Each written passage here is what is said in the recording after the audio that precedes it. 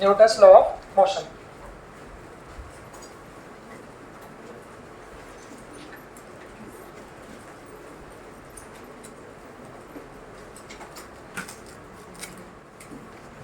चलिए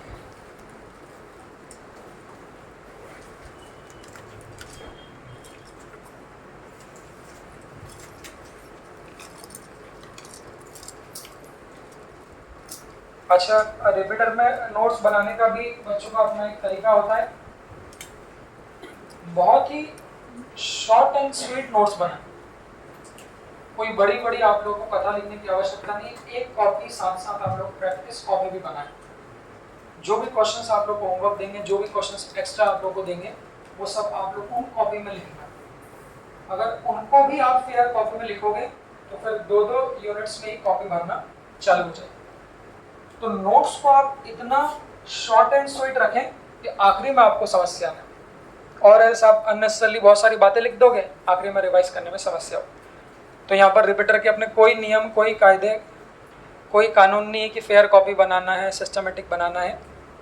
मुद्दा ये है कि जिस भी टॉपिक को आप लोग पढ़ रहे हो उसके मेन कोर पॉइंट्स क्या है, उसको आप लोग शॉर्ट और समराइज करके कॉपी में लिखना। अब जैसे कि हम लोग स्टार्ट कर रहे हैं न्यूटन्स लॉ ऑफ मोशन, तो पहले वहीं से बात करता हूँ। आप लोग उसके बारे में क्या क्या जानते हैं, न्यूटन्स लॉ ऑफ मोशन के बारे में। कुछ बच्चे हो सकता है काफ़ी कुछ जानते हैं, कुछ बच्चे थोड़ा बहुत सुने हैं, और कुछ बच्चे ऐसे भी होंगे जो लोग शायद कभी उसके पहले तैयारी ना करें। तो ये उन सब के बीच का अपने को निकालने का, मैं वो भी नहीं कर सकता कि डायरेक्ट लास्ट में क्वेश्चन से ही चालू कर दूं। मैं वो भी नहीं कर सकता कि अब ये बताने लग जाऊं कि चलो फर्स्ट लॉ लिखो, इनर्शिया लिखो, इनर्शिया ऑफ रेस्ट लिखो।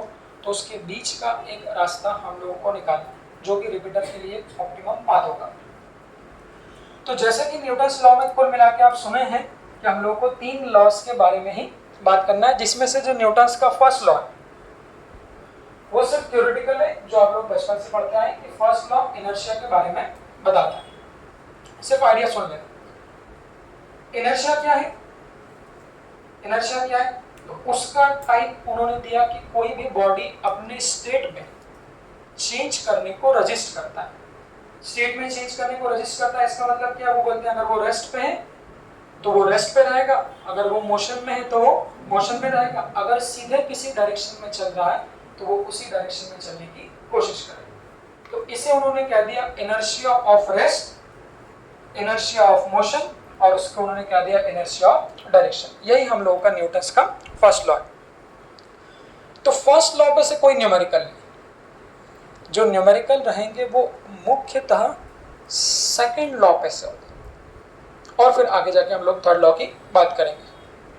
तो हम सीधे शुरू करते हैं न्यूटन्स के सेकंड लॉ से। अब आप हमें बताइए न्यूटन्स का सेकंड लॉ, आप बताओ। श्रेया नहीं बताओगे? कौन बता सकता है न्यूटन्स का सेकंड लॉ? तो बहुत से लोग तो एक माइंडसेट लेके भी आते हैं। लोग माइंडसेट लेके कैसे आते हैं? खास तौर पे सब्जेक्ट को लेके, फिजिक्स को लेके, क्योंकि कुछ चेहरे तो हमारे जाने पहचाने हैं, बट कुछ लोग ऐसा माइंडसेट लेके आते हैं कि न्यूमेरिकल पार्ट है, हमसे तो बनेगा ही नहीं, हमसे तो होगा ही नहीं। तो उनके चेहरे पे उनकी एनर्जी दिखती है। तो ऐसा कोई आप लोग माइंडसेट लेके ना आए। ये क्रैश कोर्स के बच्चे हैं, ये क्रैश कोर्स में भी 1 महीने 1.5 महीने में अच्छा परफॉर्म किए हैं, और ये वहाँ पर भी बहुत सारी बातें सीखे थे। तो न्यूटन्स का सेकंड लॉ बोलो मयूर। हाँ, कौन सा? देखो ये बोलो बेटा। Rate of change of momentum is directly proportional to force. That is proportional to force. बिल्कुल सही है। देखो अब बहुत से लोगों ने किसी से पूछा, और किसी से पूछा कि न्यूटन सेकंड लॉ क्या है, तो बचपन से वो यही सुने हैं कि न्यूटन सेकंड लॉ बोलेंगे क्या है, तो वो बोलेंगे F = ma। शुरुआत ही वहीं से, जो थोड़ा बहुत पढ़ा लिखा बच्चा है वो कहता है सेकंड लॉ क्या है, तो वो बोल देगा F = ma। सवाल वो है कि वो न्यूटन्स का सेकंड लॉ नहीं है, वो न्यूटन्स के सेकंड लॉ का एक छोटा सा पार्ट है। तो फिर सेकंड लॉ क्या है? तो न्यूटन्स का सेकंड लॉ मोमेंटम से डील करता है। उसके लिए सबसे पहले आपको जानना होगा मोमेंटम क्या है। मोमेंटम क्या है? क्या है? अब इतने गंभीर मत बैठो। मोमेंटम क्या है? Mass multiplied by velocity. तो फिर फर्क मोमेंटम और वेलोसिटी में क्या है? पहले उस बेसिक को जानो, तभी आप लोग सब्जेक्ट को, टॉपिक को जान पाओगे। कोई आपसे पूछ ले कि मोमेंटम और वेलोसिटी में क्या फर्क है? Momentum combined effect of mass and velocity. तो कोई बॉडी के पास मास भी है, कोई बॉडी के पास वेलोसिटी भी, और उसका जो कंबाइंड इफेक्ट है वो कंबाइंड इफेक्ट क्या है? मोमेंटम। जैसे ये कार चल रही है, ये बाइक चलेगी, तो इस बाइक के पास वेलोसिटी भी है और चूंकि उसके पास मास है तो उसके पास क्या है? मोमेंटम भी है। तो मेरा सवाल पहले आपसे आएगा कि मोमेंटम में चेंज कैसे कर सकते हैं? क्यों भाई, मोमेंटम में चेंज कैसे कर सकते हैं? मास और वेलोसिटी को चेंज। भाई चूंकि वो मास और वेलोसिटी दोनों पे डिपेंडेंट है, तो मास में चेंज करोगे तब भी मोमेंटम में चेंज होगा, और वेलोसिटी में चेंज करोगे तब भी मोमेंटम में चेंज होगा। तो वहीं से न्यूटन के सेकंड लॉ की बात शुरुआत हो। कि आपने कहा कि न्यूटन सेकंड लॉ क्या है, तो हमने बोला सेकंड लॉ ये बताता है कि कोई भी बॉडी पे फोर्स dp by dt, और सिंपल फॉर्म में लिखूं तो force is equal to change in momentum upon time. तो कहीं पर भी अगर मोमेंटम चेंज होगा मतलब वहां पर क्या होगा? फोर्स लगेगा। फिर सवाल ये बन सकता है कि मोमेंटम को जो हमने कहा भी चेंज कैसे कर सकते हैं, उसके फॉर्मूले कैसे लिखें? देखें, तो अगर मैं फोर्स को लिखता तो वो ऐसा लिखा है। अगर आप लोग शुरू में डिफरेंशियल ना चाहे, अच्छा डिफरेंशिएशन कितने लोग जानते हैं वैसे? एक बार आदुषा करें। थोड़ी बहुत उम्मीद तो मैं आप लोगों से कर सकता हूँ कि भाई टी स्क्वायर एक्स स्क्वायर का बेसिक डिफरेंशिएशन आप लोग जानते हैं। जो लोग नहीं जानते बताऊंगा।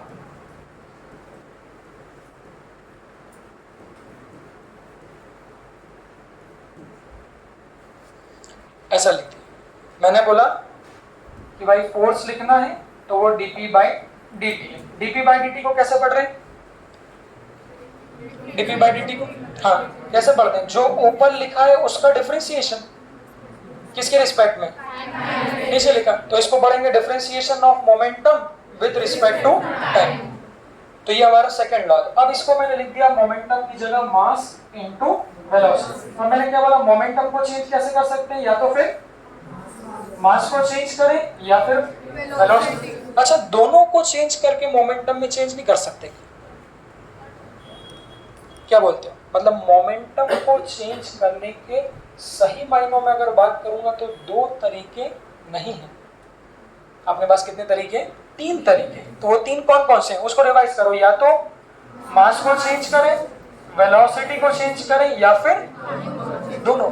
बट दोनों को चेंज करने वाले क्वेश्चन नॉर्मली हमारे नीट के सिलेबस में नहीं रहते। तो मास और वेलोसिटी जब दोनों को चेंज करते हैं तो वो क्वेश्चन आप लोगों का इंजीनियरिंग का बनता है। तो हम लोग बात करते हैं अभी हमारे सिलेबस में क्या है। देखो, तो इस तरह से फोर्स के दो फॉर्मूले हो सकते हैं, वो देखना। पहला फॉर्मूला, जब मास कांस्टेंट, ऐसा कोई एग्जांपल सोचिए जहां पर मास ऑफ बॉडी तो कांस्टेंट हो but velocity of body change हो। Speed of ball.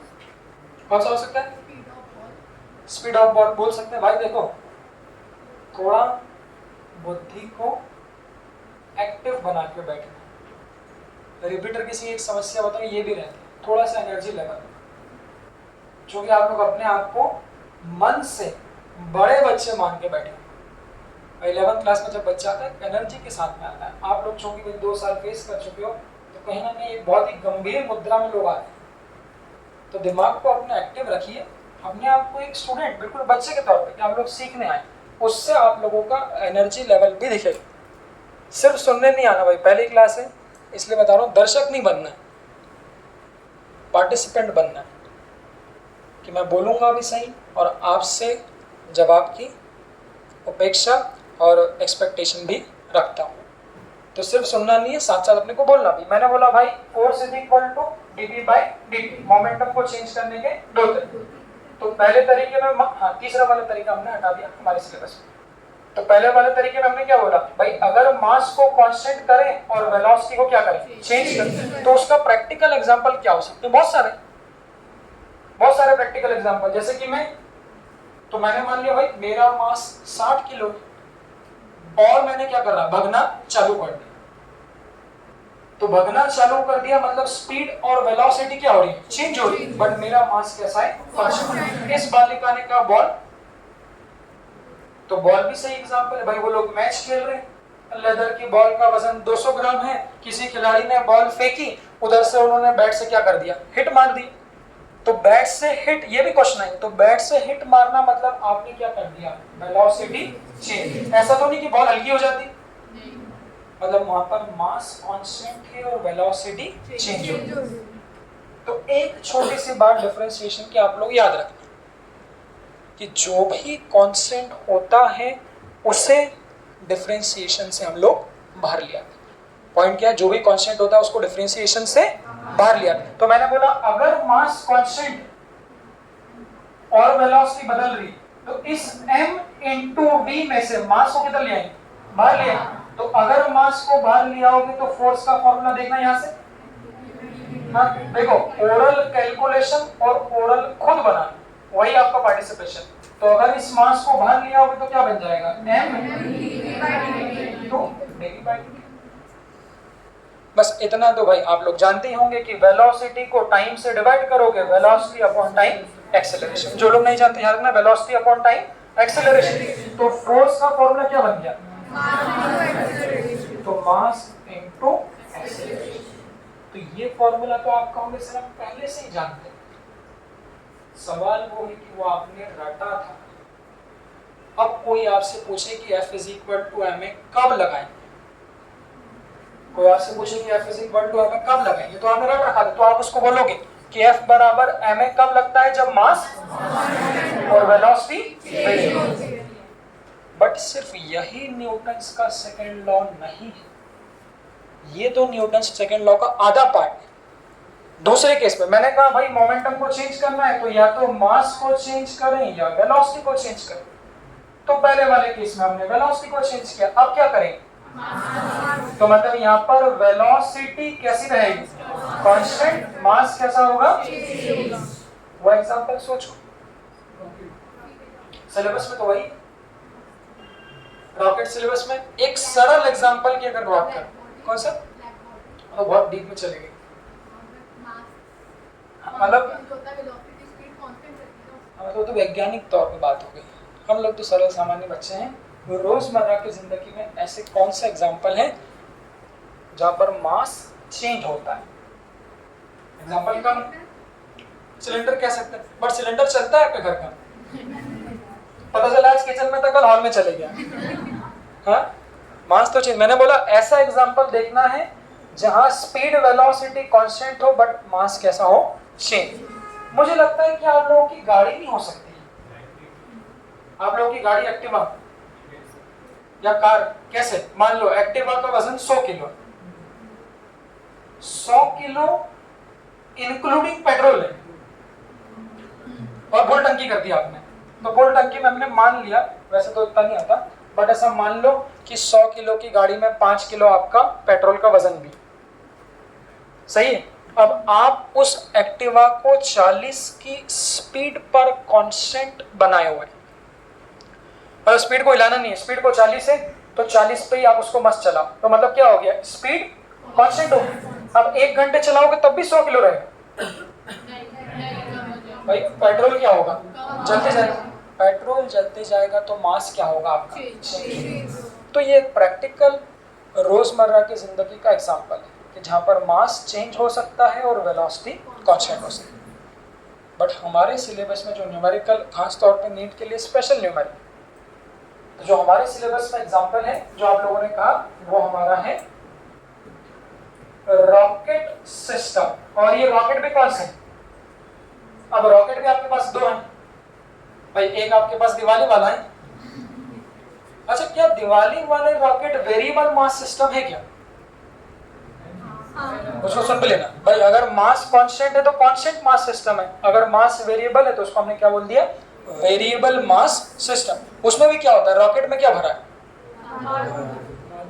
बारूद भरा है। तो जलाने के पहले आप चेक करोगे तो बहुत सारा उसका मास है, जो भी थोड़ा बहुत 50 ग्राम 100 ग्राम का आपका दिवाली का रॉकेट, बट जैसे आप उसको जला दो वो ऊपर जाएगा तो बारूद क्या होगा, जलते जाएगा, तो मास वहां पर क्या होगा, चेंज। तो जो क्वेश्चन में न्यूमेरिकल्स में दिया होता है वो दिवाली वाला तो नहीं है, बट स्पेस में जो वो रॉकेट यूज करते हैं वो एक परफेक्ट एग्जांपल जो आप लोगों ने सामान्य ज्ञान में भी देखा होगा कि जब वो उड़ता है तब क्या है, ह्यूज ह्यूज बड़े बड़े 10,000 किलो का पेट्रोल भरा, अब उसको जलाते तो नहीं है, क्या कह दिया उसको हमने, लॉन्च कर दिया। तो लॉन्च कर दिया, ऊपर जाते जा रहा है 10,000 से 9,000 8,000 5,000 फिर ऐसे करके 1,000 हो गया, और उसके बाद फिर वो कहाँ पे पहुंच जाता है, स्पेस में पहुंच जाता है।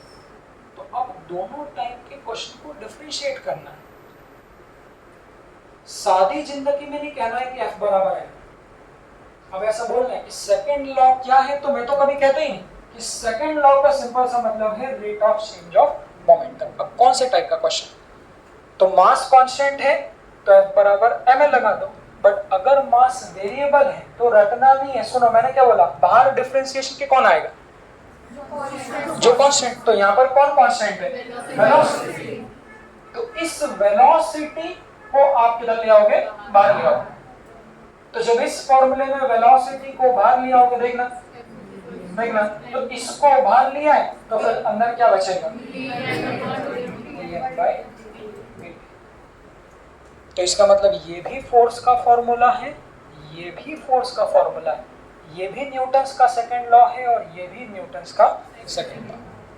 डिपेंड करता है कि कौन से टाइप के क्वेश्चन। इस तरह से हम लोग सेकंड लॉ को चालू कर सकते हैं। तो पहले हम लोग इसके न्यूमेरिकल करेंगे, फिर हम लोग उसके न्यूमेरिकल करेंगे, फिर दोनों को हम लोग जोड़ के समाप्त करें। देख लीजिए, इस पॉइंट में किसी को समस्या हो तो बताइए, अभी सुनते चलना। इसके बाद हाँ, इसके बाद पहले कुछ थ्योरेटिकल पॉइंट ले लेता हूँ, फिर उन पे एक साथ टाइप ऑफ क्वेश्चन लेंगे। उसके बाद जो सेकंड पॉइंट आता है जिसमें हम लोग क्वेश्चन करेंगे दोनों पे एक साथ, वो आप लोगों का है इम्पल्स। इम्पल्स आप सभी लोग सुने होंगे, बताओ क्या, मोमेंटम इनटू मास, ठीक है। और किसी का कोई विचार, इन काम कर लिया, हाँ, और किसी का कुछ विचार भाई इम्पल्स को लेके, हाँ बेटा बोलो, नहीं बोलोगे, और किसी का कोई विचार नहीं, मास और मास इनटू वेलोसिटी को इंपल्स बोलते हैं। नहीं गलत बोल, हाँ देखो, हाँ बचपन से मुझे एक बचपन में एक डेफिनेशन दी होती थी इम्पल्स। पहली बात तो होता क्या, अगर मैं बोलूं डिफाइन करो what is impulse, impulsive force क्या होगा, क्या, हाँ बिल्कुल सही। बचपन में तो ये तो डेफिनेशन पढ़ते थे कि इम्पल्स क्या था, a very large value of force acting for a very short interval of time, मतलब एक huge amount में force दे देना एक बहुत short interval of time। Example, वही एग्जाम्पल बुक में लिखा होता है क्या, फुटबॉल को हिट कर देना और चाटा दे देना। इम्पल्सिव चाटा हो सकता है, किसी को आपने चाटा मार दिया तो एक huge amount of force transfer कर दिया किसमें, एक बहुत शॉर्ट इंटरवल ऑफ टाइम में। जो बुक में लिखा होता है कि आपने एक पत्थर पे पैर मार दिया और पैर टूट गया, मतलब एक बहुत जोर से फोर्स मार दिया एक बहुत कम टाइम पे। तो यहाँ पर फॉर्मूला क्या होगा, ये इम्पल्स के फॉर्मूले क्या है देखना। तो इम्पल्स निकालने के अपने पास दो फॉर्मूले होते हैं, इन सब पे से क्वेश्चन है भाई नीट में।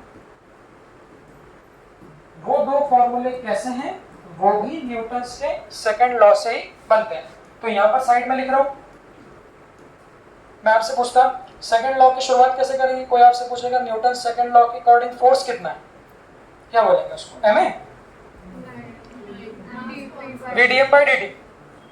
शुरुआत यहाँ से नहीं। कोई आपसे पूछेगा फोर्स कितना है तो हमेशा क्या बोलना अपने को, rate of change of momentum. तो यहाँ लिखूंगा कि फोर्स कितना है भाई, rate of change of momentum. और ये तो डिफरेंशियल फॉर्म में हो गया। और अगर सरल भाषा में लिखो तो सरल भाषा में dt को लिख दो डेल्टा p और dt को लिख दो डेल्टा t। तो इसको क्या बोले सरल भाषा में, तो सरल भाषा में क्या बोलेंगे, force is equal to change in momentum upon change in time.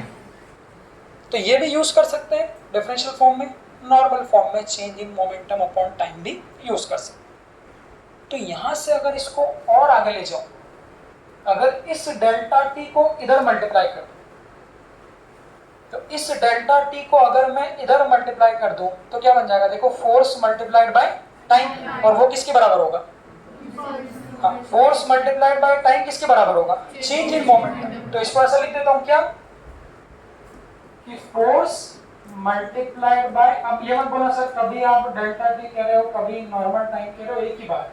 तो force multiplied by time that is equal to change in momentum, जो कि वेक्टर क्वांटिटी है तो ऊपर मैंने 3 लगा दिया। तो इस तरह से इंपल्स के 2 फॉर्मूले, कोई आपसे बोलेगा कौन सा है, तो ये पहला। तो पहला फॉर्मूला क्या है कि फोर्स को किससे मल्टीप्लाई कर दो, आपके टाइम से मल्टीप्लाई कर दो, तो वो भी आपका इंपल्स ही होगा। और इस फॉर्मूले से क्या मिला कि जब फोर्स को टाइम से मल्टीप्लाई करेंगे तो वो क्वांटिटी किसके बराबर होगी, चेंज इन मोमेंटम। तो इसका मतलब इंपल्स निकालना है तो या तो फिर फोर्स इनटू टाइम, या फिर इस फोर्स इनटू टाइम को क्या लिख सकते हैं, चेंज इन मोमेंटम। अच्छा, चेंज मतलब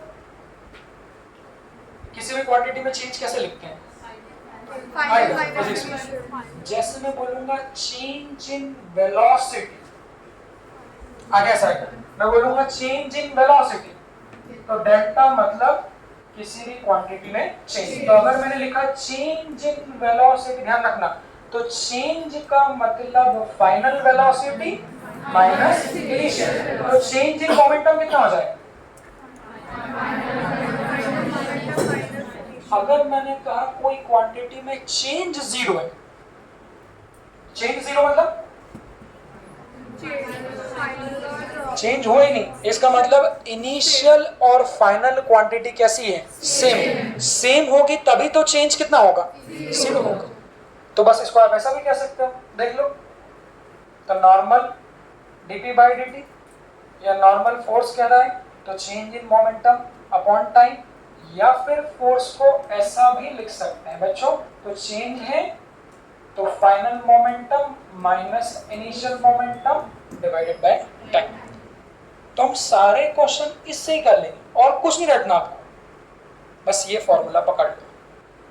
इसी में जब टाइम के अंदर मल्टीप्लाई कर दोगे तो फोर्स इनटू टाइम, इसको इंपल्स भी कहते हैं, और फोर्स इनटू टाइम इसको हम लोग चेंज इन मोमेंटम भी कहते हैं।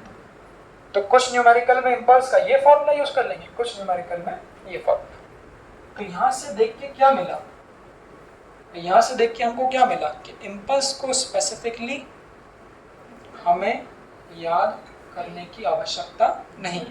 जो फॉर्मूला आप ये पढ़े हो इसी फॉर्मूले से आपके इंपल्स के दोनों फॉर्मूले बन जाएंगे। देख लीजिए, इसमें कोई सवाल हो तो पूछ लीजिए।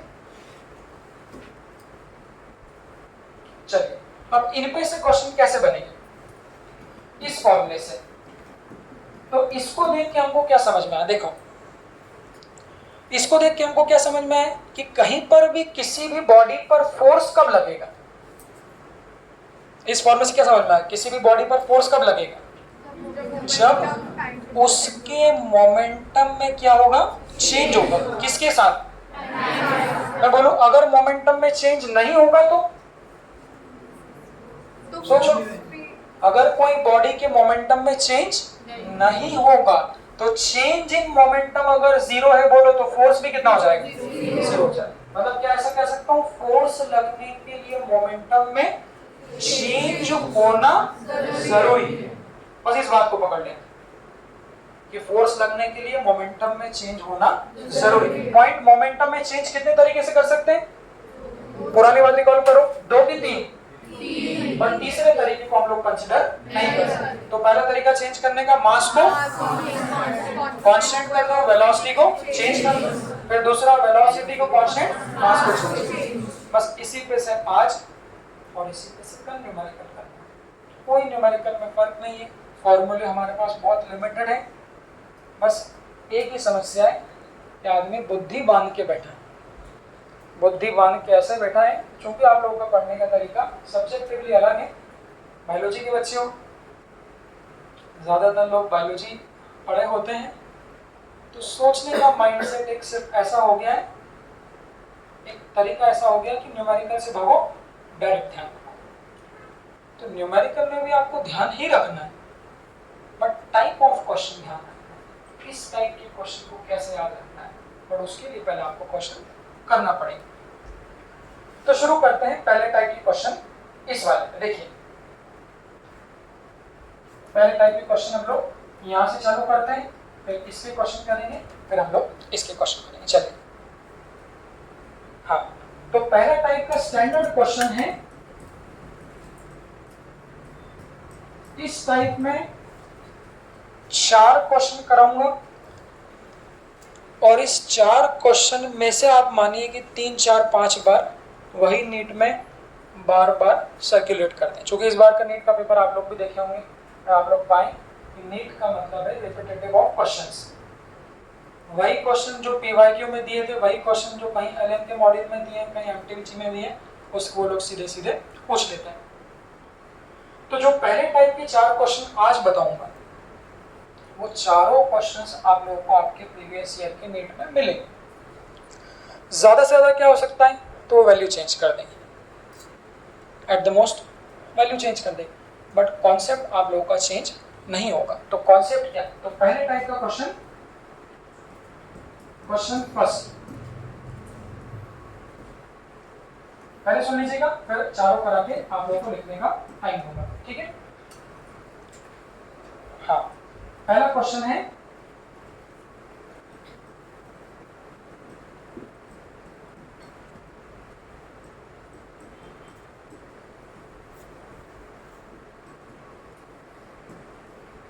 बिल्कुल प्रैक्टिकल बात है भाई, स्टार्ट करते हैं। लोग तो बिना वजह इससे भागते हैं, इससे भागने का मुझे लगता है कोई तुक ही नहीं है। इससे अच्छी बात क्या रह सकती है कि सारा जो हम पढ़ा रहे हैं वो आप इस क्लास में एज्यूम कर सकते हैं, सब कुछ देख सकते हैं। जो आदमी केमिस्ट्री पढ़ सकता है, मेरे अकॉर्डिंग अगर आप लोग केमिस्ट्री पढ़ सकते हो तो फिर आप कुछ भी पढ़ सकते हो, क्योंकि वहाँ पर बहुत सारी बातें ऐसी जो आप लोग कभी नहीं देखे ना, आप कभी देख सकते हो। भाई आपने मान लिया इलेक्ट्रॉन घूम रही है पहले ऑर्बिट में, दूसरे ऑर्बिट में, कभी देखा क्या?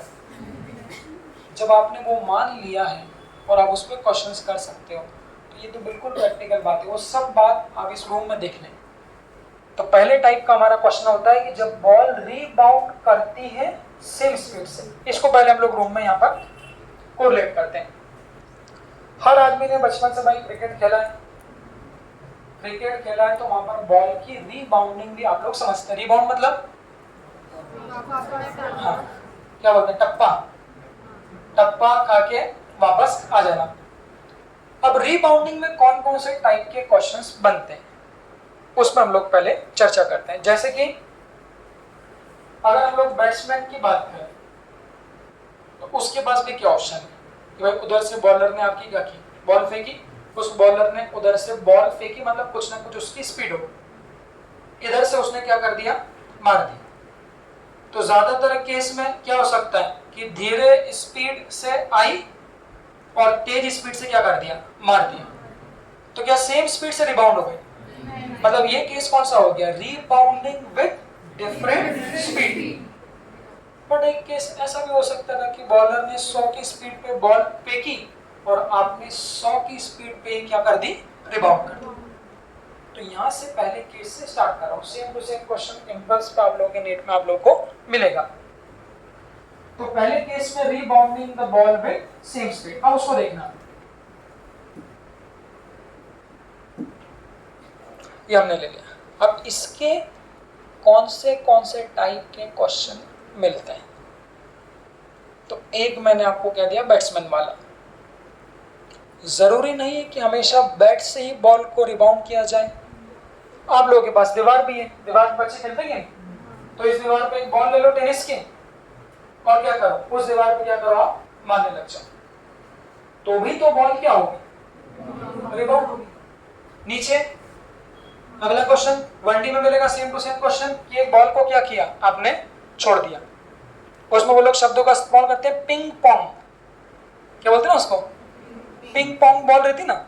पिंग पोंग मतलब कौन सी वाली, हाँ जो बहुत ही बाउंसी सी रहती है, उसका क्वेश्चन वो बोल देंगे कि एक पिंग पोंग बॉल को ड्रॉप कर दिया, तो उसको जब ड्रॉप कर दोगे तो वो भी क्या होगी, रिबाउंड होगी। तो सिर्फ वो लोग लैंग्वेज चेंज करते चल सकते हैं, बैट्समैन बोल देंगे, दीवार बोल देंगे, ग्राउंड बोल देंगे। अगर ऐसा सारा क्वेश्चन आता है इसका मतलब वो सारे के सारे कॉन्सेप्ट आप लोगों के रिबाउंडिंग पर ही बेस्ड है। तो मैं ले लेता हूँ बैट्समैन को कि भाई ये एक बैट्समैन था, इसने बैट पकड़ रखा है, इधर से ये बॉल है, इस बॉल का कुछ ना कुछ मास है, इधर से बॉलर ने फेंकी, यहाँ से कुछ ना कुछ इस बॉल की वेलोसिटी है v। अब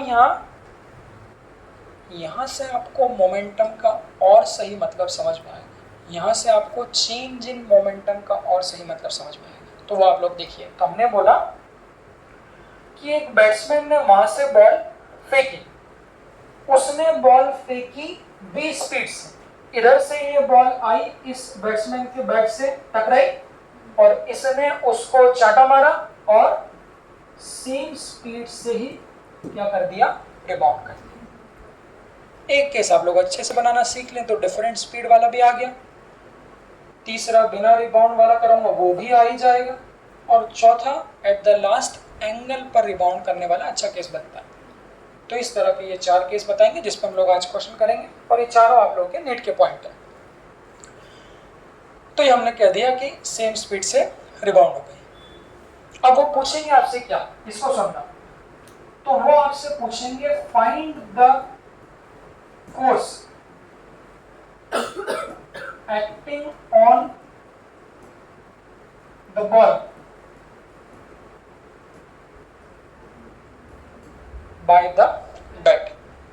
अच्छा क्या बोलते हैं, जब उस बॉल को बैट ने मारा,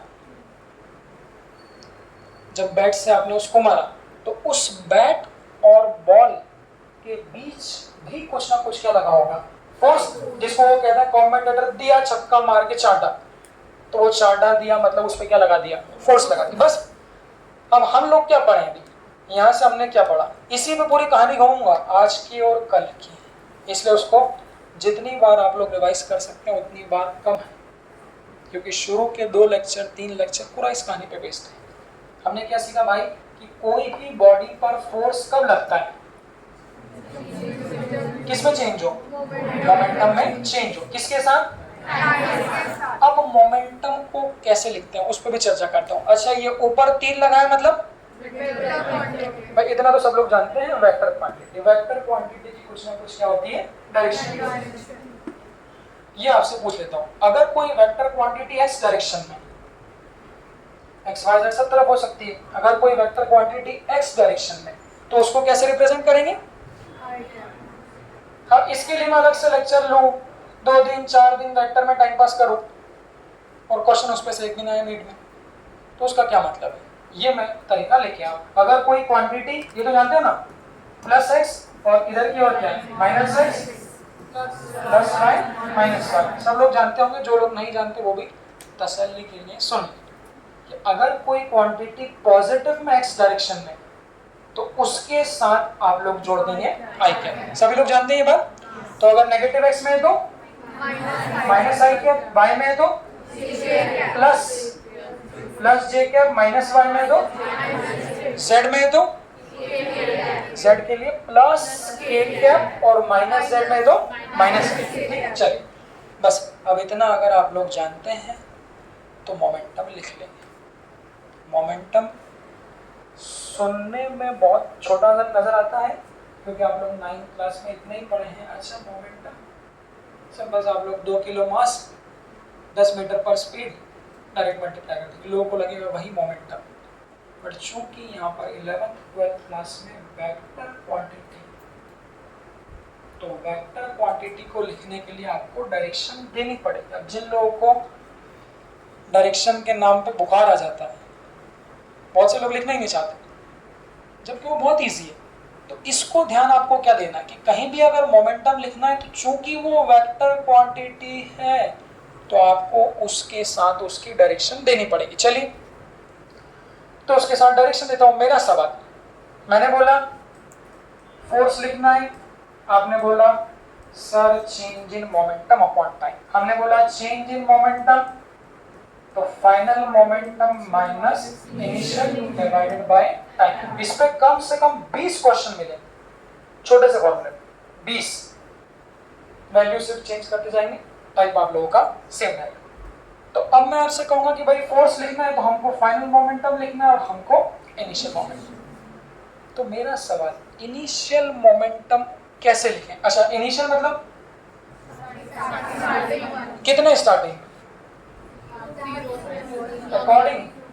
according to the question starting नहीं बोलना, आपको बोलना है हाँ घटना के पहले।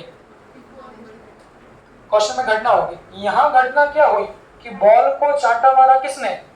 बैट। तो चाटा मारने के पहले का जो मोमेंटम होगा वो कैसा होगा? इनिशियल, और बाद का फाइनल। तो अब आप खुद सोचो कि चाटा मारने के पहले जो बॉल है वो किस डायरेक्शन में जा रही थी?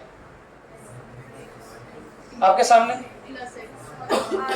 आपके सामने, हाँ, एक्स में, वाई में, प्लस एक्स में, माइनस एक्स में, चाटा मार। तो चाटा मारने के पहले का जो मोमेंटम है वो इनिशियल मोमेंटम है जो कि एक्स डायरेक्शन, और जब चाटा मारा तो चाटा बाद मारने के बाद का मोमेंटम फाइनल है जो किधर है? माइनस। अब दुनिया की सबसे बड़ी गलती और पाप सब क्वेश्चन में मोमेंटम के, मोमेंटम वेक्टर है तो आई जे के बगैर ना लिखे।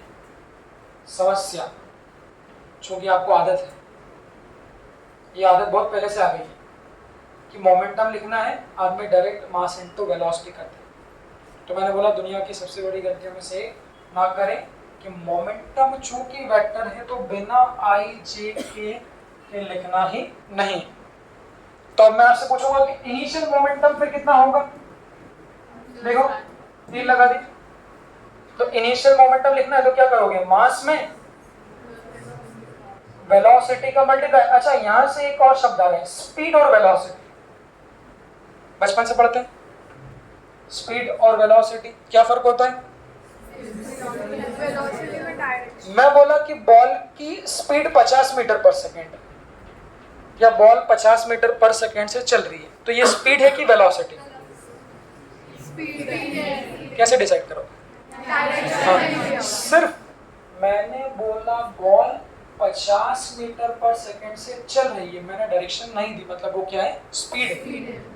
बट मैं कहूंगा कि बॉल 50 मीटर पर सेकेंड से एक्स डायरेक्शन में चल रही है, तो वो क्या बन जाएगी? वेलोसिटी। तो अब खुद एक में बना देता हूं, आगे के सारे केस में आप खुद सोचना कि मोमेंटम कैसे लिखेंगे।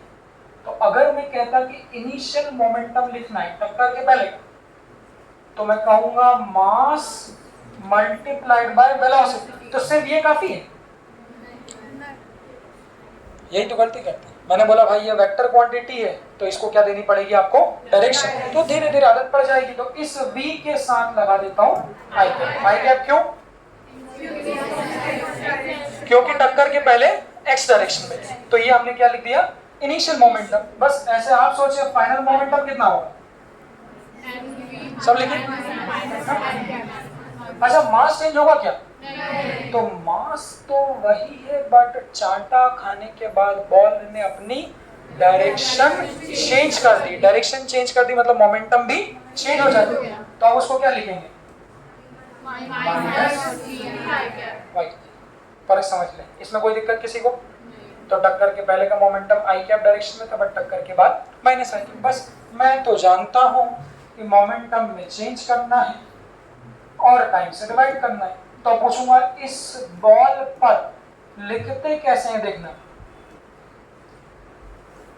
तो और उसको अगर शब्दों में ले जाए तो लिखते कैसे हैं देखना, क्योंकि डायरेक्शन निकालने से पर भी एक अच्छा क्वेश्चन सिंगल डीसी पांडे अच्छी बुक्स में वो लोग देते हैं, उसमें लोग आई कैप माइनस आई कैप में गलती कर सकते हैं। तो उसको लिखते कैसे भाई देखो, तो ये क्या लिखा है, force on ball by the bat. निश्चित तौर पर बॉल पे किसने फोर्स लगाया, तो इसका उल्टा भी होगा, इसका उल्टा भी होगा। बॉल अगर बैट पे लगाएगी तो बैट भी किस पे लगाएगा, बॉल पे लगाएगा। यही तो क्या हो गया आपका न्यूटन्स का थर्ड लॉ, वही तो हो गया एक्शन और रिएक्शन। तो उसकी डायरेक्शन कैसे लिखेंगे वो यहां पर देखना। तो force on ball by the bat, या फिर इसका उल्टा force by bat on the ball. तो फोर्स लिखना है तो हमने बोला ब्रह्मास्त्र, एक ही तरीका। फाइनल मोमेंटम बार बार रिवाइज करूंगा, ऊपर तीर लगाए तो वेक्टर फॉर्म में लिखना, माइनस इनिशियल मोमेंटम का वेक्टर देख लीजिए, इसको रख देता हूं। तो फोर्स अगर निकालना है तो फाइनल मोमेंटम, इसको थोड़ा अच्छे से लिखता हूं देखना, तो इसको ब्रैकेट में ऐसे लिख दूं, इसको बाहर लिखिए minus M V I cap, bracket में कोई गलती ना हो, तो ये लिख दिया मैंने फाइनल मोमेंटम का वेक्टर। इसके बाद देखिए यहां पर क्या है, minus initial momentum M V into I cap X direction में डिवाइडेड बाय टाइम। कुछ लोग बोलेंगे सर कभी आप टी लिख देते हो, कभी आप लोग डेल्टा टी लिख देते हो, तो उससे कोई फर्क नहीं पड़ता। अगर डेल्टा टी लिखा है इसका मतलब P2 माइनस P1 है, नॉर्मली वो टाइम है। तो ये उस बॉल पे हमने फोर्स लिख दिया। और सॉल्व करें तो, और सॉल्व करें, हाँ और सॉल्व देख लो, कर लेंगे। तो यहाँ भाई क्या लिखा हुआ है, minus M V I cap, और यहाँ भी क्या लिखा है माइनस, कट जाएंगे दोनों, हाँ तो माइनस माइनस मैथ्स में क्या प्लस, बट साइन माइनस का। तो उस बॉल पे लगने वाला फोर्स, आगे बढ़ा रहा देखना, उस बॉल पर लगने वाला फोर्स जो होगा वो minus 2 mv i cap divided by देखो, this is the force acting on the ball by the bat. देख लो अब सवाल क्या है कि क्या इन फॉर्मूलों को याद कर लें, क्या इसको सीधे रट लें। तो याद करना और समझने का एक निश्चित कॉम्बिनेशन आपको जमाना, यही मुझे लगता है नीट। सारे फॉर्मूले बना लेंगे ये भी संभव नहीं है, सारे फॉर्मूले आंख बंद करके रट लोगे तो भी समस्या है। फिर उस टाइप का क्वेश्चन तो कर लो, थोड़ा सा वो घुमाएगा तो फिर आप लोग नहीं कर पाओगे। तो हम लोग उस कॉम्बिनेशन को कैसे यूज करें, पहले हम फॉर्मूले बनाना सीखेंगे। पहले जान ले मोमेंटम क्या होता है, मोमेंटम कैसे लिखते हैं, और उसके बाद एट द एंड चारों फॉर्मूले लास्ट में याद कर लेंगे कि अगर इस तरह का क्वेश्चन नीट में आता है, सीधा मेरे पास फॉर्मूला है, वैल्यू रखूंगा कम हो जाएगा। बट इस तरह का नहीं आता, मैंने बोला 20-25 क्वेश्चन मिलेंगे, तो कभी वो कुछ घुमाते हैं तो कम से कम हम लोग मोमेंटम लिखना जान सकते हैं। तो ये पहले केस में बच्चों हमने लिख दिया केस 1, अभी लिखना है सुनना, केस 1 जब बॉल को सेम स्पीड से क्या कर दिया, रिबाउंड कर दिया, उन परिस्थितियों में फोर्स कितना बन गया 2 mv/t। ये एक क्वेश्चन, सेम क्वेश्चन नीट में पूछा है इंपल्स के साथ, अभी पढ़ाया सब लोग भाई दिमाग में रिकॉल कर लो। मैंने क्या बताया, इंपल्स निकालने के अपने पास 2 तरीके, उसको रिकॉल कर लो दिमाग में। तो पहला तरीका फोर्स इनटू टाइम, और दूसरा फोर्स इनटू टाइम कोई किसके बराबर लिखता है, हाँ। तो आप मुझे बताइए क्या अब ऐसा लिख सकता हूँ क्या, अब मैं कभी यहाँ तीर लगा दूं कभी नहीं लगाऊं, दिल पे मत लेना। अब इतना तो आपसे उम्मीद कर सकता हूँ कि फोर्स वेक्टर क्वांटिटी तो उस पर एरो लगाऊंगा, बट कभी नहीं लगाऊं जल्दी में तो बुरा ना मान जाए। ये तो मैं इस फॉर्मूले पे बात कर रहा, change in momentum upon time. मैं बोला मैं इसको अगर इधर मल्टीप्लाई कर दूंगा, मैं इसको अगर इधर मल्टीप्लाई कर दूंगा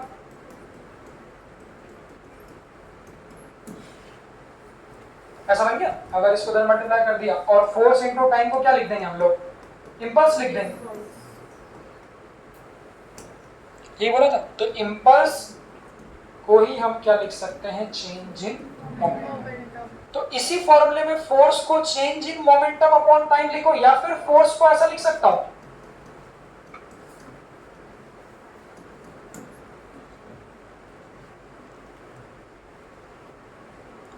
कैसे लिखा भाई, देखो ना, अगर फोर्स इनटू टाइम बराबर इम्पल्स है, या ऐसा ले लो, अगर फोर्स इनटू टाइम बराबर क्या है, इम्पल्स है, क्या बोलते हो, तो ऐसा नहीं लिख सकता फोर्स को इम्पल्स डिवाइडेड बाय क्या, टाइम। देख लो वहां से, तो इस पे से क्वेश्चन करेंगे। मैंने क्या बोला, इम्पल्स को लिखने के दोनों तरीके उंगलियों पे रखना, या तो impulse is equal to force into time, या फिर impulse is equal to change in momentum. कभी भूल जाओ तो दोनों यहीं से बनते हैं, दोनों यहीं से बनते हैं। देख लो ये आपको दिख रहा है भाई, अच्छा बिना देखे समझ लो, वो बात भी सही है।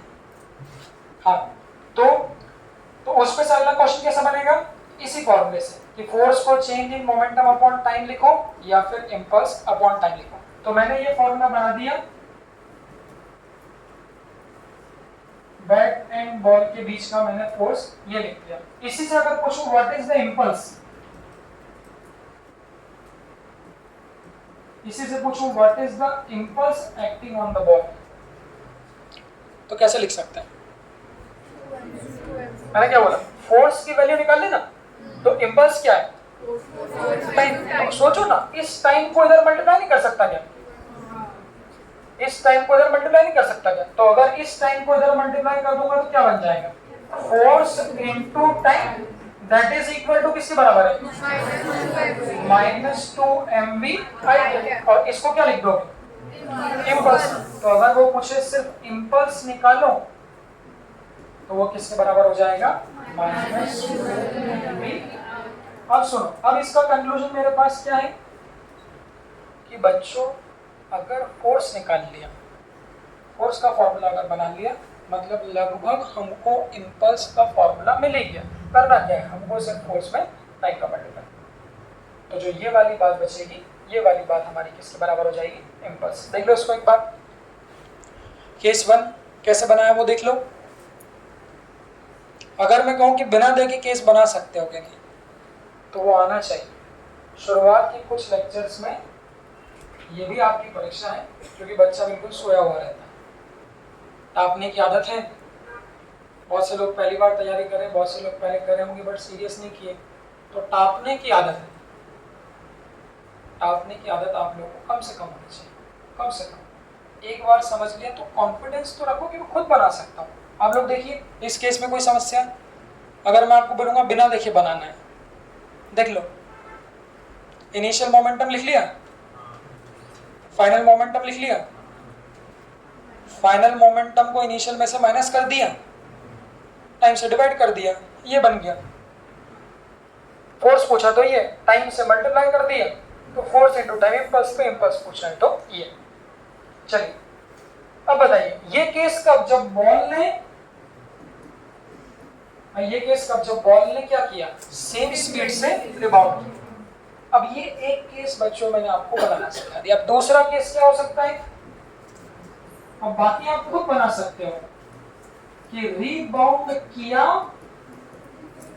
बट रीबाउंड किससे किया, डिफरेंट स्पीड से। तो डिफरेंट वाला केस मतलब क्या कि 50 मीटर पर सेकंड से बॉलर ने फेंका, कभी जरूरी कि शॉट ही मारे, प्लेट भी तो करते हैं, तो प्लेट कैसा किया कि उधर से बॉल आई 50 किलोमीटर पर आवर की स्पीड से, और इधर से उसने क्या कर दिया, हल्का सा प्लेट कर दिया। तो हल्का सा प्लेट करना मतलब क्या हो गया कि 50 से आई और बोलेगा 20 किलोमीटर पर आवर से उसने क्या कर दिया, रिबाउंड कर दिया। तो मतलब वो केस क्या हो गया, डिफरेंट स्पीड से रिबाउंड होना। इसका उल्टा, इसका उल्टा 50 से आई और जोर से मार दिया, तो जोर से मार दिया मतलब क्या, 50 से आई और 100 की स्पीड से क्या कर दिया, वापस कर दिया। इन बोथ द केसेस, ये दोनों परिस्थितियों में डिफरेंट स्पीड से क्या हुई, रिबाउंड हुई। तो वहां पर उसको कैसे बनाएंगे, वहां पर ये m मास की थी, यहां से फेंका। अब इसको देखना, v1 स्पीड से फेंका, यहां बॉल आई, बैट्समैन ने लौटा दिया, v2 स्पीड से लौटा दिया। अब ये v2 ज्यादा भी हो सकती है अगर जोर से मारेगा, अगर प्लेट करेगा तो कम भी हो सकती है। अब बोलेगा सब, अब खुद सोचें अपना। अब अगर मैं आपसे बोलूं what will be the force, अब उस बैट और बॉल के बीच कितना फोर्स होगा, सब लोग खुद बनाएं ओरल। जो लोग अभी तक कभी नहीं बनाए कोशिश करें, बनाए। मैंने क्या बोला, आपको चाहिए टक्कर चांटे के पहले का मोमेंटम, चांटे के बाद का मोमेंटम। ध्यान क्या रखना है, गलती मोमेंटम, उसको बार बार दिमाग में घुमाएं। मोमेंटम वेक्टर क्वांटिटी है तो उसको क्या देनी है, डायरेक्शन। डायरेक्शन देने के लिए आई जे के का इस्तेमाल करें। चलिए अब बताइए इनिशियल मोमेंटम कितना है। हाँ, दे अपना इवैल्यूएशन खुद कर लो भाई, तुम बना पाओगे। तो अब इनिशियल मोमेंटम तो मास इनटू वेलोसिटी, ये किस डायरेक्शन में, आई है, तो इसके आगे लगा दोगे आई, ये वाला इसके आगे लगा दिया माइनस आई। तो आप लोग चाहो तो मैं डायरेक्ट भी लिख सकता हूं, तो फोर्स इज इक्वल टू, देखना ये लिख रहा हूं, हाँ, तो जब फाइनल मोमेंटम लिखूंगा तो लिख देते हैं, तो mass multiplied by velocity, bracket का यूज जरूर करें। देखो इसी जगह तो मैं लिख रहा हूं मास मल्टीप्लाइड बाय वेलोसिटी कितनी है, माइनस v2 आई। तो ये क्या लिख दिया मैंने, फाइनल मोमेंटम माइनस इनिशियल लिख रहा हूं, देखो उधर से, तो m इंटू v1 आई, देख लो। तो ये final momentum minus initial momentum divided by time. और सिंपलीफाई करूं, और सिंपलीफाई करने के लिए एक स्टेप देखो, इस माइनस को इसके बाहर लिख दूं, यहीं पे यहीं मिटा रहा हूं, एक स्टेप बचाते हैं। तो अगर और सिंपलीफाई करेंगे माइनस m और सिंपलीफाई करेंगे, और सिंपलीफाई भाई, यहाँ इन दोनों से माइनस साइन कॉमन ले लेता हूँ, क्या बोलते हो, और इन दोनों से मास भी क्या ले लेते हैं, कॉमन ले लेते हैं। तो देखना फिर क्या बच जाएगा, माइनस हाँ m, और इधर क्या बचेगा v2 आई के, इन दोनों से माइनस अगर बाहर ले लिया तो अंदर कितना बचेगा, प्लस डिवाइडेड बाय क्या। तो ये फॉर्मूला बन गया फोर्स का, केस 2 कब, जब रीबाउंड किया किससे, डिफरेंट स्पीड से। बस इसी से इंपल्स बनाना हो तो एक बार केस बना, उसके बाद धीरे धीरे ऑटोमेटिकली दिखने लग जाता है। तो अभी भी जिसको नहीं दिख रहा, मैंने क्या बोला, इंपल्स के लिए इस फोर्स का मल्टीप्लाई कर दो किससे, टाइम से, तो इसको मल्टीप्लाई कर दो अगले पेज पे, तो फोर्स मल्टीप्लाइड बाय टाइम, इधर देखना क्या बच रहा है, तो माइनस m v2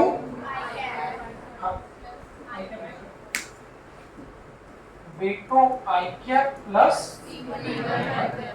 और इसी को लिख दिया हमने इंपल्स। नहीं बताना, देखना तो चाहे इंपल्स पूछे चाहे फोर्स पूछे, हम दोनों निकाल सकते। इसको देख लीजिए, इसको देख लीजिए, आपको दिख रहा भाई, मुझे अच्छा नहीं लग रहा है, आप देख नहीं रहे हो तो अंदर से अच्छी फीलिंग नहीं आ रही।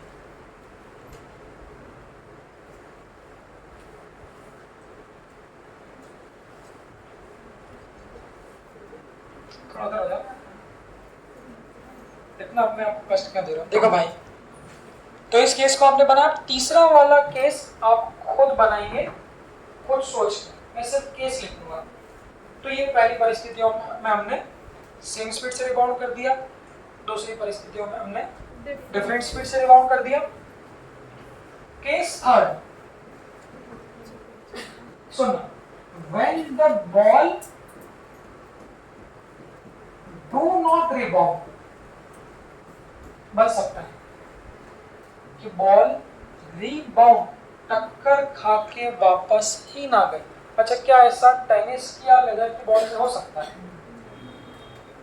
कभी आप लोगों ने मैच में ऐसा देखा कि उन्होंने बोला यार वो बॉलर ने बॉल फेंकी उसके बैट पे चिपक गई।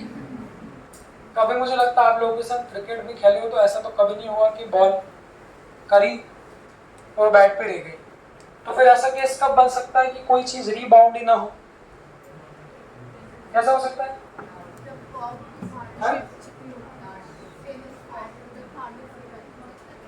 कॉर्क वाले को बोल सकते हैं, कॉर्क वाले को। और हाँ, बुक में जो क्वेश्चन में लिख के रखते हैं वो पुट्टी बॉल बोलते हैं। पुट्टी समझते हो? अबे पुट्टी नहीं बनाती दीवार पे, पुट्टी मिट्टी समझते हो, गारे की बॉल। वो एक पिक्चर में दिखाते हैं, मैं जब भी उसको देखता हूँ मुझे वही याद आता है। एक पिक्चर में दिखाते हैं ना, वो गोबर की वो बना के कंडे दीवार पे वो फेंक दिए, गोबर के कंडे कावड़न के बना के कुछ बॉल उन्होंने क्या करी दीवार पे फेंक दी, तो बॉल जाके दीवार पे क्या हो गई आपकी चिपक गई। तो ये कौन सा केस हो गया कि वो रिबाउंड ना हो। अब आप लोग तो भाई मॉडर्न बच्चे हो, आप लोग डेफिनेटली पुराना काम तो नहीं करोगे, बट मिट्टी की या पुट्टी बॉल जो की दीवार पे लगाते हैं पुट्टी, अगर एक मिट्टी की बॉल हम लोग बना लें और उस मिट्टी की बॉल को अगर मैं दीवार पर फेंकूं तो उन परिस्थितियों में वो बॉल क्या होगी, वापस रिबाउंड नहीं होगी। तो ये केस थर्ड बन गया क्या कि when ball do not rebound. अब कोई बोले ना खुद से सब लोग बनाएं तो फिर चौथा वाला केस हम लोग अच्छे से बना पाएंगे। देखना, तो ये बॉल, ये हाथ इधर से हमने बॉल फेंकी 20 फीट से, ये बॉल इस पे आई और टक्कर खा के क्या हो गई, चिपक गई, स्टिक विद द बैट। मुझे लिखना है अभी भी what is the force between the ball and the bat. मैंने बोला दुनिया में कोई सा भी फोर्स लिखना है एक ही तरीका, final momentum minus initial divided by time. अब खुद से सब लोग बनाएं। देखें भाई आप लोग क्या सीखे, खुद से सब लोग। इनिशियल मोमेंटम तो मुझे लगता है सब लोग बना ली हो, ओरल सोच लें, विचार कर लें। अब फाइनल मोमेंटम लिखना अपने को, तुम बताओ आप। हाँ, फाइनल मोमेंटम कितना होगा? अच्छा, मोमेंटम किसके पास है? किसी बात जमे तो नहीं है? मोमेंटम, मोमेंटम किसके पास है? जिसके पास क्या है? मेरे पास है क्या मोमेंटम अभी? क्यों? मास तो है वही कह रहे, combined effect of mass and velocity, मतलब दोनों एक साथ होना चाहिए। तो चाटा खाने के पहले तो बॉल के पास मास भी थी और वेलोसिटी, बट जैसे वो बॉल किस पे, बैट पे जाके चिपक गई, चिपक जाने का मतलब अब उसके पास वेलोसिटी नहीं है। वेलोसिटी नहीं तो मोमेंटम भी नहीं होगा। तो अब यहाँ पर भाई फाइनल मोमेंटम क्या लिखाएगा? तो मास इनटू 0। इसके पहले वाले केस में क्यों था? क्योंकि मास और दोनों। वेलोसिटी तो अब यहाँ पर फाइनल मोमेंटम तो आपने लिख दिया 0, इनिशियल मोमेंटम बोलना क्या नहीं है कि मोमेंटम वेक्टर क्वांटिटी है तो उसको डायरेक्शन भी देनी है, तो initial mass into next direction में तो v आई पटक दो बस। तो इसकी वैल्यू यहाँ पटक दो, इसकी वैल्यू यहाँ पटक दो। क्वेश्चन में टाइम की वैल्यू दी होगी, रख देंगे। तो force between ball and bat. अब यहाँ देखना, यहाँ पर तो मैं बोलूंगा फाइनल मोमेंटम कितना है? 0। इनिशियल मोमेंटम माइनस एसवी आई कैप। हाँ, थोड़ा सा इसको इधर सेट कर देखना। तो final momentum 0 minus initial, bracket use करना, तो mv I cap divided by time. So this is the force minus mv I upon, बस ऐसे इंपल्स निकालना हो तो इसको मल्टीप्लाई कर दो, तो इंपल्स कितना हो जाएगा? Minus mv I cap. mv into I। देख लीजिए, कम से कम 4 क्वेश्चन आपके प्रीवियस ईयर में 10 साल आप लोग इन्हीं में पाए। बस बात ये है कि महा कंडीशन याद नहीं रहे। कोई तो ये भी पूछ सकता है कि इतना आसान तो सब क्यों नहीं कर रहे? सबको नंबर क्यों नहीं आ रहे भाई? ज़्यादातर लोग न्यूमेरिकल सब्जेक्ट में जो है 50 नंबर भी नहीं पाते हैं। कोई पढ़ने वाला हो तो भाई ये लोग 140-45 भी लाइन जो लोग पढ़े हैं, बट सामान्य बच्चे के लिए 50 नंबर में भी मुझे लगता है स्ट्रगल है। आप लोग सब अपने अपने नंबर मिला लो, पूछूंगा नहीं, बट सब अपने अपने नंबर मिला लो। रीज़न है अभी सिर्फ यही पढ़ रहे हो, पहला दिन आज यही पढ़ रहे हो। ये लोग देखे ना, आप लोग जब वही पढ़ रहे हैं तो वो आसान है, और जब पूरा सिलेबस है तो फिर ये चीज़ें भी आप लोगों को बहुत मुश्किल लगती है। जो लोग पहले से पढ़ के हैं वो इस बात को जानते हैं। तो कहने का मतलब ये है कि वहाँ जो पूछ रहे हैं बेटा 4 बार के क्वेश्चन तो आप लोग मिला 2008 2009 लाइन से, बस सवाल ये कि वहाँ पर जाके ये याद रहना चाहिए, तो वो मुद्दा है। तो 3 हमारे केस ये होगा। एक बार इसको सब लोग माइंड मैपिंग करा कर, माइंड मैपिंग का मतलब कैसे बनाया वो दिमाग में देखना। तो सब लोग एक बार भाई आंख बंद करके दिमाग में देखो। पहला वाला केस ओरल बना लो, क्या बना पा रहे हो? पहला वाला केस क्या हो गया कि सेम स्पीड से रिबाउंड कर गया, तो इनिशियल मोमेंटम लिख लिया, फाइनल मोमेंटम लिख लिया, दोनों को माइनस कर लिया, टाइम से डिवाइड कर दिया। तो ये अब हम लोग बिना देखे बना सकते हैं। दूसरा केस भी याद होना चाहिए। दूसरा केस डिफरेंट स्पीड से रिबाउंड, तो माइंड मैप कर लो। तो v1 से आया, v2 से रिबाउंड हो गया, इनिशियल मोमेंटम लिख लिया माइंड में, फाइनल मोमेंटम लिख लिया, टाइम से डिवाइड कर दिया। 10 सेकंड में दिमाग में हो जाएगा खेल पूरा। तीसरा कि आया और वहीं चिपक गया, मतलब फाइनल मोमेंटम कितना हो गया? 0। ये केस रिवाइज कर लिया। 3 हो गए, तीनों के इंपल्स के भी निकाल लिए। अब चौथा वाला केस अच्छा है, थोड़ा सा वेक्टर की एप्लीकेशन है। तो केस है बच्चों सेम स्पीड से rebound but at an angle. इसका मतलब क्या है वो समझना ध्यान से, थोड़ा अपना अटेंशन 20-30% बढ़ाएं, क्योंकि एंगल पे हमको थोड़े कंपोनेंट तोड़ना सीखना पड़े, वो भी सिखाऊंगा। वो कैसा? देखो, हमने केस लिया कि भाई जो पहला वाला केस था सेम स्पीड पे, हमने लिया कि बॉलर ने बॉल 100 से फेंकी सेम स्पीड में। देखना बॉल कैसे है, ये बैट है तो बॉल कैसे है देखना, 100 की स्पीड पे आई ऐसी, इसने चाटा मारा और 100 की स्पीड पे क्या हो गई? रिबाउंड। बट वो बॉल इस बैट पे कैसी गिरी? देखो वो बॉल इस बैट पे कैसी गिरी थी? परपेंडिकुलर, समझते हो ना? परपेंडिकुलर, तो परपेंडिकुलर गिरी और रिबाउंड भी कैसे हो गई? परपेंडिकुलर। बट ऐसा जरूरी नहीं है। खिलाड़ी लोग तो एंगल पे भी कर देते हैं खेल, तो वो कैसा खेल खेलते हैं भाई? वो थोड़ा उधर से बॉल आ रही, उसने बॉल ऐसी फेंकी है तो वो उधर से बॉल ऐसी आई, ये इधर से बॉल आई 100 की स्पीड पे। अब देखो वो बैट पे कैसी गिर रही है, पहले कैसी गिर रही थी? परपेंडिकुलर। अगर उधर से आई मतलब कैसी गिर रही है? एंगल पे। और वो शॉट लगा रहे थे ना, ये ले लिया, तो ये ले लिया मतलब क्या होगा कि एंगल पे आई और एंगल पे ही उसने क्या कर दिया? रिबाउंड। तो उसका फोटो कैसा बनेगा?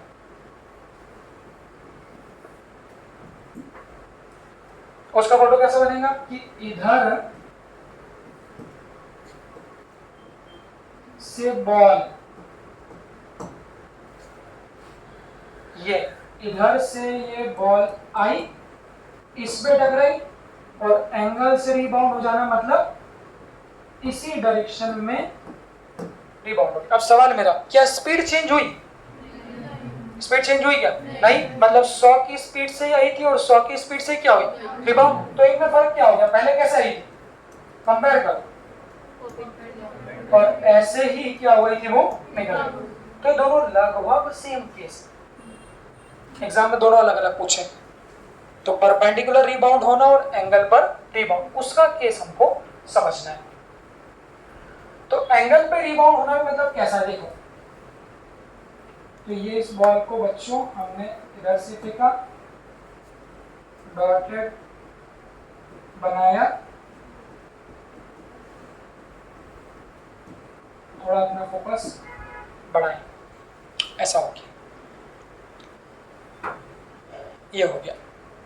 अब ये एंगल थीटा कैसा देखो, तो ये 20 फीट से फेंका, थीटा एंगल पे आई और थीटा एंगल पे ही हमारी रिबाउंड हो गई। अच्छा ये थीटा किसके साथ एंगल है, इसी पे से नीट में 2 साल के लगातार क्वेश्चन है। एक ऐसा फोटो बनाया और एक फोटो बच्चों ऐसा बनाया,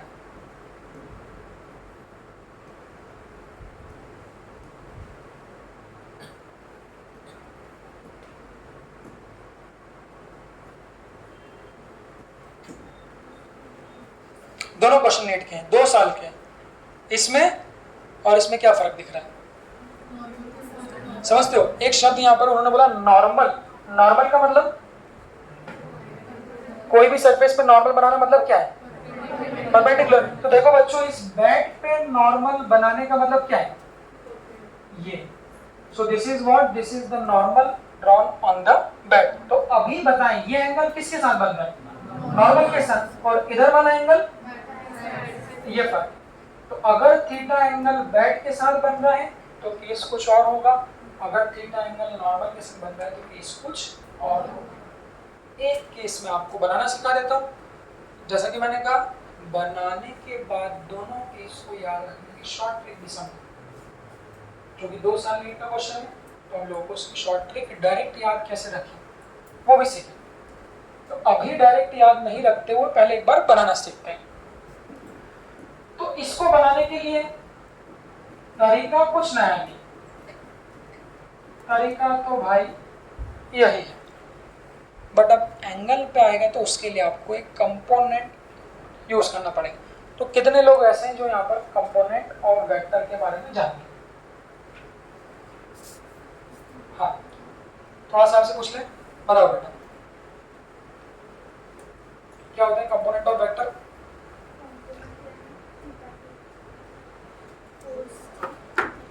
अच्छा ठीक है बैठिए, मेरा सवाल किसके कंपोनेंट तोड़ते हैं? हाँ बेटा बोलो श्रवणी, किसके एंगल पे जोड़ता है। हाँ, हमेशा ध्यान रखिए बैठो, अभी तक जो 3 क्वेश्चंस 3 केस थे वहां पर कोई सी भी क्वांटिटी एंगल पर नहीं थी, क्वांटिटी कैसी थी, परपेंडिकुलर थी। तब इसको पढ़ाने के लिए मैं एक दिन पूरा वेक्टर में वेस्ट करता, फिर भी जब मैं यहाँ पढ़ाता तब थोड़ा तो मुझे बताना पड़ता। इससे बेहतर 10 मिनट का समय खर्च करके यहीं पर हम लोग कंपोनेंट तोड़ना सीख लेते। तो इस बात को बच्चों आप लोग ध्यान रखिए कि कोई भी वेक्टर क्वांटिटी के कंपोनेंट कब तोड़ते हैं, कोई भी, मैं अभी तक तो नहीं तोड़ा, तो कोई भी वेक्टर क्वांटिटी के कंपोनेंट कब तोड़ते हैं, जब वो वेक्टर क्वांटिटी x या y के साथ कुछ क्या बनाए, एंगल बनाए। तो वो कंपोनेंट तोड़ेंगे कैसे, साइड में समझा देता हूं। हाँ यहां ले लो, जैसे कि मैंने बोला ये ऐसा, अभी मोमेंटम सिखा रहा हूं, मोमेंटम सिखा रहा हूं। तो ये लो, मान लो कोई बॉल है, इसका मास 2 kg और ये चल रही है 10 मीटर पर सेकंड से, और वो एंगल यहां से दिया 30 डिग्री। ये केस ले लो और वो केस ले लो। कंपोनेंट तोड़ने के लिए सिर्फ इन 2 क्वेश्चन से ही मैं आपको सिखा दूं। कंपोनेंट तोड़ने के लिए क्या सीखना जरूरी, तो सबसे पहली स्टेप की कंपोनेंट किधर गिरेंगे। अच्छा कंपोनेंट का मतलब, इंग्लिश का हिंदी करें, कंपोनेंट मतलब क्या होगा, हिंदी में क्या बोलेंगे? कंपोनेंट का मतलब एक तरह से पार्ट्स, कुछ भाग जो आप कह रहे हैं। तो किसी भी वेक्टर क्वांटिटी को 2 भाग 2 टुकड़ों में हम लोग तोड़ सकते हैं। वो कैसे तोड़ सकते हैं देखो, तो आप मुझे बताइए, क्या force vector quantity, force vector है कि नहीं भाई? ये फोर्स कितना एंगल पे लग रहा है, 30 डिग्री। तो ये 30 डिग्री किसके साथ में, x के साथ है कि y के साथ है? तो उसको कैसे तोड़ेंगे, देखो कंपोनेंट तोड़ने के लिए सिंपल मेथड है, सिंपल। एक बार उसे क्लॉकवाइज डायरेक्शन में घुमा दे और एक बार उसे एंटी क्लॉकवाइज। तो अब आप लोग खुद सीख के बताना, जब इसको क्लॉकवाइज गिरेंगे तो कौन सी एक्सिस पे गिरेगा, प्लस एक्स की माइनस एक्स। तो इसको जब क्लॉकवाइज घुमाओगे तो ये प्लस एक्स पे गिरेगा, और इसको जब एंटी क्लॉकवाइज घुमाओगे तो प्लस वाई। मतलब जब इस फोर्स के कंपोनेंट तोड़ेंगे तो वो कंपोनेंट किधर किधर जाएंगे ना, पीले कलर से ऐसा और पीले कलर से ऐसा। ये पहली स्टेप। जो बिल्कुल नहीं जानते, जो थोड़ा बहुत जानते हैं, अपनी बात को और रिकॉल कर लें कि कंपोनेंट तोड़ने के लिए उसको नचा दो, एक बार क्लॉकवाइज घुमा दो, एक बार एंटी क्लॉकवाइज। ये पहली स्टेप। दूसरी स्टेप में जो लाइन बता रहा हूँ याद रखना कि थीटा के साथ वाला हमेशा कॉस कंपोनेंट होता है। दिमाग में रखना, लाइन क्या है? थीटा के साथ वाला कॉस। तो दूसरा वाला कंपोनेंट साइन। तो आप देखिए यहाँ पर ये कॉस होगा कि साइन होगा? देखो, तो ये थीटा के साथ वाला है ना, तो ये वाला कंपोनेंट कॉस होगा। तो उसको कैसे लिखेंगे? देखना, थीटा कितना है? 30, तो उसको लिखेंगे कॉस 30। तो थीटा के साथ वाला कॉस है, तो दूसरा वाला क्या होगा? साइन। तो ये वाला कौन सा होगा? साइन। चालू मेरी 20-25 मिनट लेट हुई थी। आप लोग थोड़ा भाई 15 मिनट पहले आया करो, क्योंकि आज तो मेरी क्लास चल रही थी ऊपर, बट फिर भी सेटलमेंट के लिए जो कि बच्चों की संख्या ज़्यादा, अपने हिसाब से आके बैठ जाओ 5 मिनट, और टाइम चालू जब होगा जब मैं क्लास में आऊँगा। मेरे क्लास में घुसने के बाद टाइम चालू करेंगे भाई, घड़ी से क्या मतलब आपने।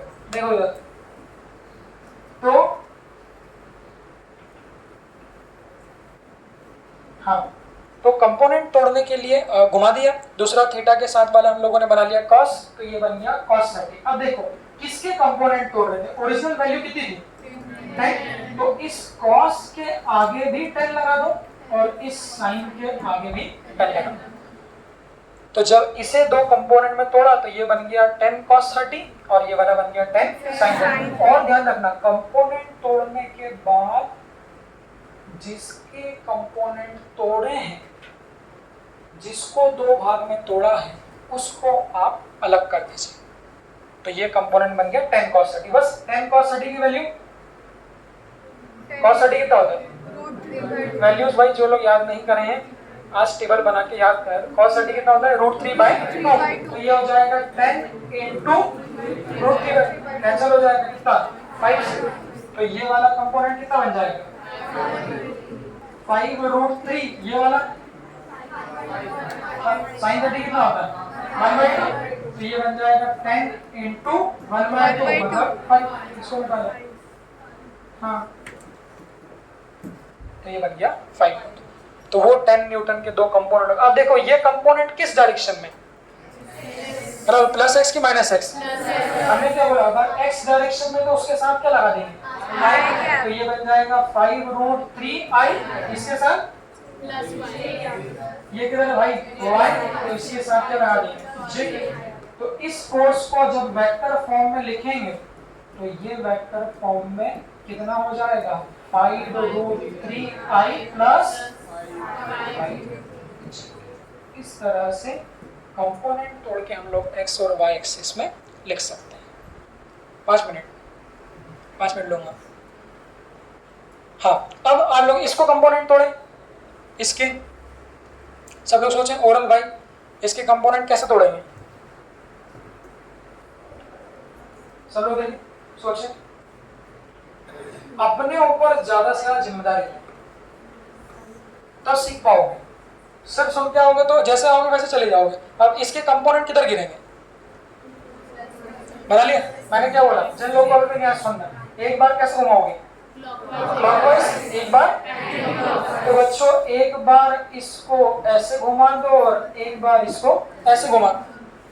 तो जब इसको ऐसे घुमाओगे तो एक कंपोनेंट किधर आएगा? बिल्कुल प्लस एक्स। और जब इसको ऐसे घुमाओगे तो प्लस वाई, तो एक कंपोनेंट आएगा नीचे माइनस। सवाल, एक कॉस होगा और दूसरा साइन होगा, तो ये वाला कौन सा होगा? क्यों? थीटा के साथ। तो देखना, तो 10 का ये वाला कॉस, तो उसको लिखाएगा 10 cos 30। अच्छा है क्या यूनिट? मीटर पर सेकंड, मतलब ये क्या है? मीटर पर सेकंड किसकी यूनिट होती है भाई? वेलोसिटी। ये न्यूटन, मतलब ये क्या था? फोर्स। इसलिए मैंने बोला किसी भी वेक्टर क्वांटिटी के हम लोग कंपोनेंट तोड़ सकते हैं, फोर्स के तोड़ सकते हैं, वेलोसिटी के तोड़ते हैं। चूंकि यहाँ मोमेंटम लिखना है तो हम लोग वेलोसिटी के तोड़ रहे हैं। तो ये वाला बन गया हमारा tan cos 30। दूसरा पॉइंट क्या, थीटा के साथ वाला cos, तो दूसरा वाला तो इसको लिख देंगे tan। अब एक गलती और हो सकती है कि लोग दोनों को रख लिए, चित भी मेरी पट भी मेरी, कि कंपोनेंट को भी रख लिया और ओरिजिनल क्वांटिटी को भी रख लिया। एक बार भाई कंपोनेंट तोड़ दोगे तो ओरिजिनल क्वांटिटी को आप लोग हटा लें। तो इस क्वांटिटी को मैंने हटा लिया। वैल्यू सॉल्व करेंगे तो ओरल कर लो भाई, cos 30√3/2, तो ये वाला बन जाएगा कितना 5√3। अब इसके आगे यूनिट लगाना चाहूंगा 5√3 मीटर पर सेकंड, ये वाला हाँ, तो 5 मीटर पर सेकंड। ओरिजिनल क्वांटिटी कैसी थी, ओरिजिनल कितनी थी 10 मीटर पर सेकंड। यहाँ से कितने डिग्री पे 30 डिग्री। देखो तो जब इस ओरिजिनल क्वांटिटी को हम लोगों ने कंपोनेंट के फॉर्म में ब्रेक कर दिया तो एक कंपोनेंट बन गया ये और एक कंपोनेंट बन गया एट द लास्ट। अब मैं आपसे पूछूंगा इसको, इस वेलोसिटी को जब इसमें तोड़ा तो वेक्टर फॉर्म में कैसे लिखेंगे, समझ गए कैसे, ये किस डायरेक्शन में, एक्स डायरेक्शन में। तो इसके साथ क्या लगा दें आई क्या, इसके साथ प्लस है कि माइनस है। तो जब इस वेलोसिटी को लिखेंगे तो 5√3 आई माइनस 5, बस। तो ये बहुत सारी जगह 2D में यूज करेंगे, पूरा मैकेनिक्स इस कंपोनेंट से भरा हुआ। बस लोग सवाल ये है कि करना नहीं चाहते, वेक्टर देख के छोड़ देते हैं, डिफरेंशिएशन देख के छोड़ देते हैं। तो वो जो भी आप लोगों का पुराना फोबिया है उसे आप लोग साइड में रखें।